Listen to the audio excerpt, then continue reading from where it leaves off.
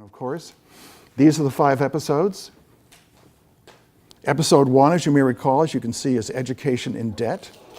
The description that we use on the landing page says, college sure is expensive, and Alexis is getting really worried about her mounting college debt. In her meeting Gov, he says, that's what loans are for. In episode 2, called Protection from Jobs, the landing page describes it as, Alexis has started a business and hired her friend Libby. For Gov, that sounds really dangerous. So he comes to rescue Libby out of a job. Episode 3 is on healthcare, a remedy for health choices. Alexis needs a healthcare plan, but the options are so confusing. Gov's got Alexis covered, however, to protect her from her own choices, but can she afford it? In episode 4, called House Poor, Alexis wants to buy a home. Is Gov going to help? Housing is expensive, but for Gov, not expensive enough. And in the final episode, titled Keeping a Close Eye on Privacy, Alexis thinks she's being spied on, but Gov believes if she has done nothing wrong, she must have nothing to hide. But how far will Gov go? Now, in the 5 episodes, do you remember, a good story has to have a good villain, in most cases. So as I mentioned earlier, Gov is the villain, but he has positive traits. He has positive traits, as I said. He's handsome, he's clever, he's conscientious, he seems to care. And so the Gov character is sort of the foil for the series. But there's a point in the story, as with all good stories, in which there's a climax to the story. Does anybody know when that was? Do you remember? Now remember, the story is Alexis learning about what Gov is doing and what's going on. The denials when they're in the bank.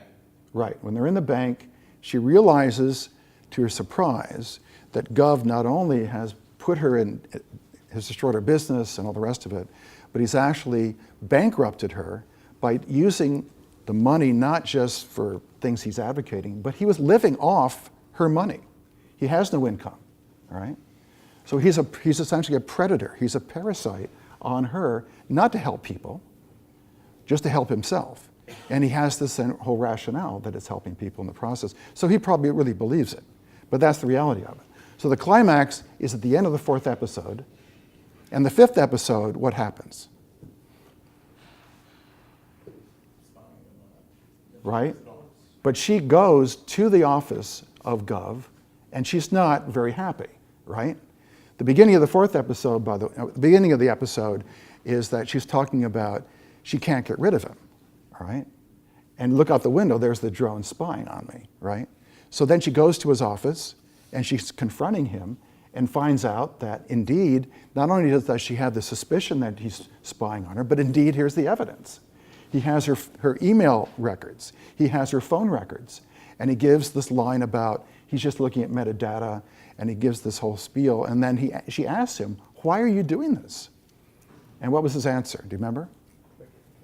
Protecting you from terrorists. And she realizes this guy is insane in a euphemistic way. So she then essentially throws up her hands and leaves. We're finished. Nothing, don't even try to think about us, et cetera, et cetera. She walks out the door, and of course he then, as he walks out, asks her to make sure that she pays off her student loan debts, because he had to essentially be the person to co-sign it. And so the question is, can she actually get rid of Gov? That's not settled, right?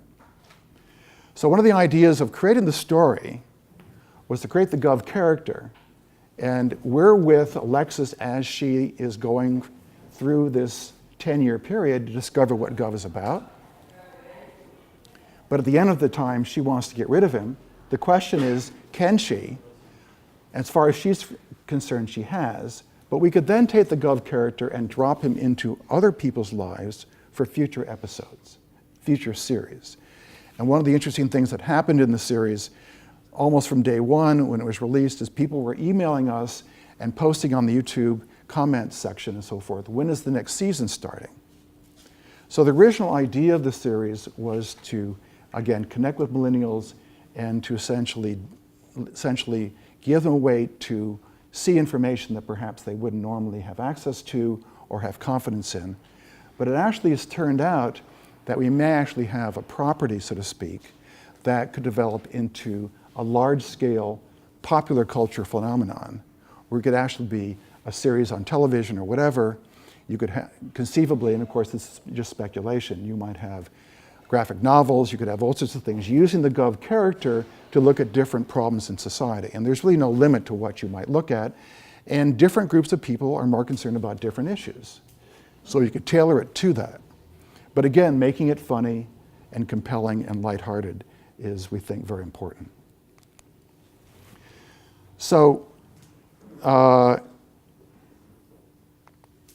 this is the app. When you go to the app, you'll find on the left-hand side, that's what the app looks like. You notice that it relates to Gov. And what you do is you put in your income, your age, and your education level, and you click at the bottom. It calculates, and it pops up with the screen on the right what you would own in federal tax liability or government spending. And there's Gov's face, and he says, I spent that in the time it took you to read this.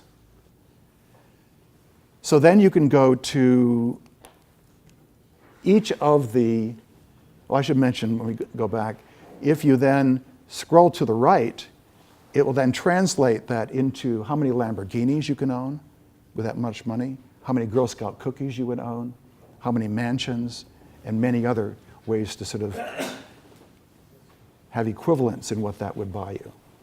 Then you can drill down into all the different areas, all the 5 questions that we have: college student loan, unemployment, healthcare, and so forth. So you can see the video, you can then scroll down and find further information. It then tabulates it, and at each step, Gov's face will pop up, and it'll have some snarky comment. And you can get further information as far as graphs and articles and videos and all sorts of other stuff. So the last one is on privacy. So there's the episode. So Gov says, I'm a bit suspicious of how you're so suspicious of the fact that I'm suspicious of you. So just being doubting of government power is enough to make them want to monitor your life.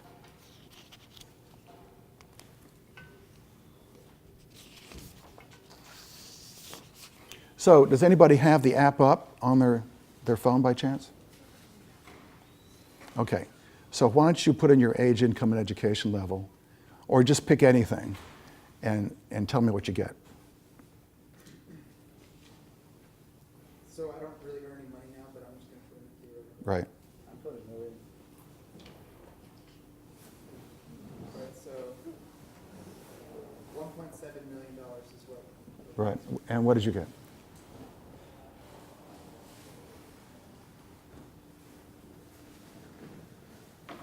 I put a diploma. Yeah. $1 million and 21, and said I would owe like 17 million. So are you asking a question? No. Okay, I so thought you asked. yeah, so the idea is that you're putting your current income, if it's 50,000, say, Yeah. right? The point is that the MyGovCost site has algorithms in it based on the current economy and government spending and so forth, and projections of what you would own, what you would, your income would be year by year for the rest of your life based on your education level, and conservative estimates. So what would be the total income you would receive in the course of your working life, and what percentage of that would go to the government, okay? So the point is that you're on the hook for this, right? Now, does anybody know what the total federal debt is going to be by next year, roughly? 20 trillion, all right? So 20 trillion, how many people in the United States? 330 million about, right? So that's spread across that group.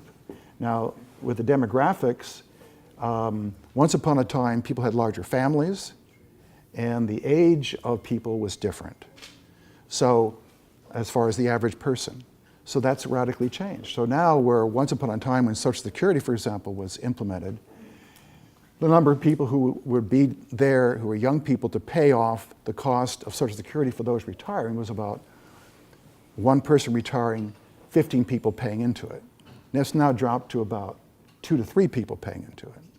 And so with that kind of a trend, that means that your debt is going to mount very quickly.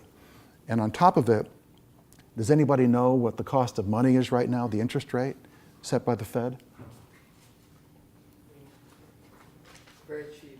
It's essentially 0%, all right? So the cost of money is 0. Now, the cost of money always is something. So the Fed is actually reducing the price of money by force. It's a form of price controls. If it actually took its finger off the needle, the price would jump up to some level.